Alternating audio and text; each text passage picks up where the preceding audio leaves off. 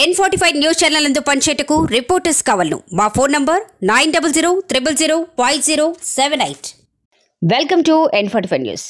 YCP ఎమ్మెల్యేల నివాసాల వద్ద ధర్నా. AIYF మొన్న మెగా డిఎస్సి ఎక్కడ? జగన్మోహన్ రెడ్డి జాబ్ క్యాలెండర్ ఎక్కడ? రాష్ట్ర ప్రభుత్వ పాఠశాలలో ఖాళీగా ఉన్న పోస్టులను భర్తీ చేయాలని అఖిల భారతీయ జన సమైక్య ఏఐవైఎఫ్ ఆధ్వర్యంలో వెంకటేశ్వర జనార్దన్ రెడ్డి కాలనీ 54వ డివిజన్ శాఖ కార్యాలయంలో ఈరోజు విలేకరుల సమావేశం నిర్వహించారు.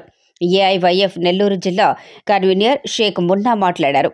జగన్మోహన్ రెడ్డి గారు అధికారంలో రాకముందు మేము కానీ వస్తే ప్రతి ఏటా జాబ్ క్యాలెండర్లు చేస్తామని వాగ్దానాలు చేసి అధికారంలోకి వచ్చిన తర్వాత 4.5 సంవత్సరాలైనా ఇప్పటి వరకు మెగా డిఎస్సి నోటిఫికేషన్ వదలకుండా నిరుద్యోగుల పట్ల మోసపూరితమైన వాగ్దానాలు చేసి జగన్మోహన్ రెడ్డి గారు మీకు కానీ చిత్తశుద్ధి ఉంటే ఇప్పటికైనా ఈ నెల 15వ తేదీ నుంచి జరగబోయే రాష్ట్ర కేబినెట్ సమావేశంలో పైన చర్చించి యువతకు న్యాయం చేసే విధంగా మెగా డిఎస్సి విడుదల చేయాలని వాపోతున్నారు.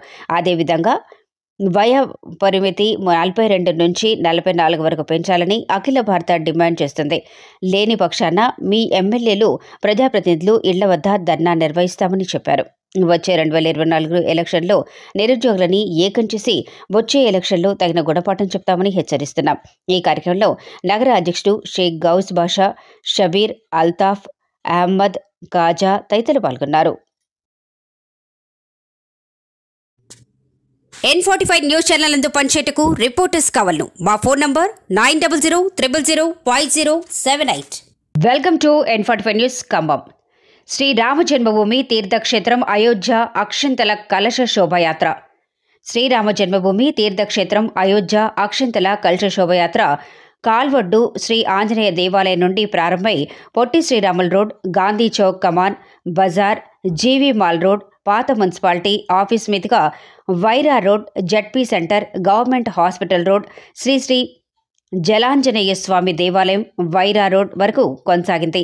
ఈ కార్యక్రమాన్ని శ్రీ శ్రీ శ్రీ త్రిదండి దేవనాథ రామానుజీయర్ స్వామి జెండా ఊపి ప్రారంభించారు.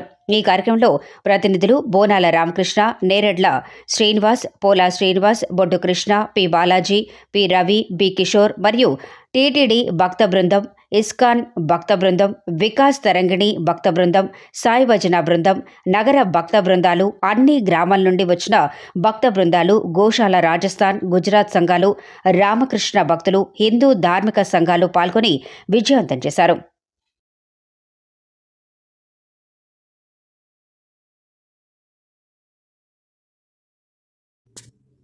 N45 న్యూస్ ఛానల్ నందు పనిచేటకు రిపోర్టర్స్ కావాలను మా ఫోన్ నంబర్ 9000005078. త్యాగాల ప్రతిరూపం Potti Sriramulu. Vizianagaram. N45 news Uttarandhra zonal incharge. భాషా ప్రయుక్త రాష్ట్రం కోసం 58 రోజులు పట్టు వదలకుండా నిరాహార దీక్ష చేసి రాష్ట్ర అవతరణ సాధించిన అమరజీవి త్యాగాన్ని యువతరం ఆదర్శవంతంగా తీసుకోవాలని ఆంధ్ర విశ్వవిద్యాలయం ఆచార్యులు యోగి పిలుపునిచ్చారు. స్థానిక గురజాడ కేంద్ర గ్రంథాలయంలో ఆదివారం రాత్రి పొట్టి శ్రీరాములు 71వ వర్ధంతి సభను సమైక్య భారత విశాఖ కౌముది పరిషత్ విజయనగరం సంయుక్తంగా నిర్వహించింది. ఈ సందర్భంగా ఆయన మాట్లాడుతూ 1590లో ఫ్రెంచ్ వారు రూపొందించిన ప్రపంచ చిత్రపటంలో తెలుగు భాషా సంయుక్త రాష్ట్రాలను కూడా గుర్తించాలని పట్టుబట్టిన వారు పొట్టి శ్రీరాములు అన్నారు. తెలుగు రాష్ట్రం ప్రాముఖ్యతను వారు చాటి చెప్పారన్నారు. అలాగే ఆత్మానం సర్వభూతానం అనే నానుడిగా ప్రపంచంలో మనుషులందరూ ఒకటేనని, కులమత భేదాలు లేవని చెబుతూ హరిజనులకు దేవాలయ ప్రవేశం కల్పించడానికి పోరాడారని తెలిపారు.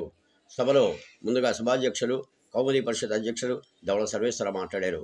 అనంతరం కార్యదర్శి మానప్రగడ సాహితీవేత్త doctor A Gopalarao, doctor Jakku Ramakrishna, Samaikya Bharati సమన్వయకర్త పి కన్నయ్య, పరిషత్ కార్యదర్శి మానప్రగడ సాహితీవేత్త డాక్టర్ పిఎల్ఎన్ సుబ్బారావు, రేపల్లి ఈశ్వరరావు తదితరులు పాల్గొన్నారు.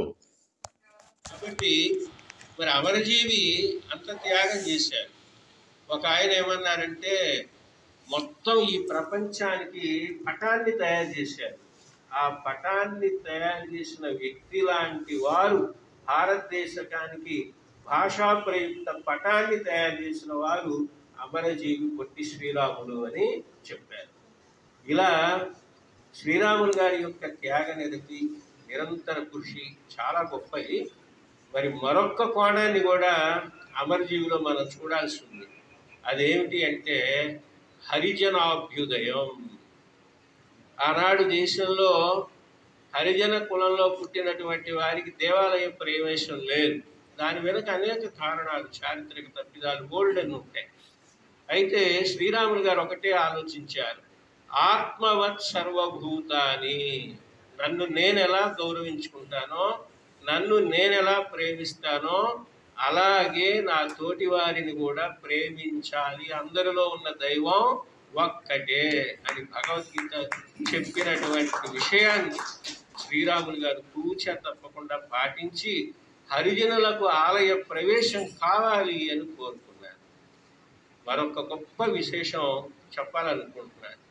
అదేమిటి అంటే పరోపకారాయ ఫలంతి వృక్ష, పరోపకారాయ వహంతి నద్య, పరోపకారాయ చరంతి గావ, పరోపకారార్థం ఇదం శరీరం అన్నారు.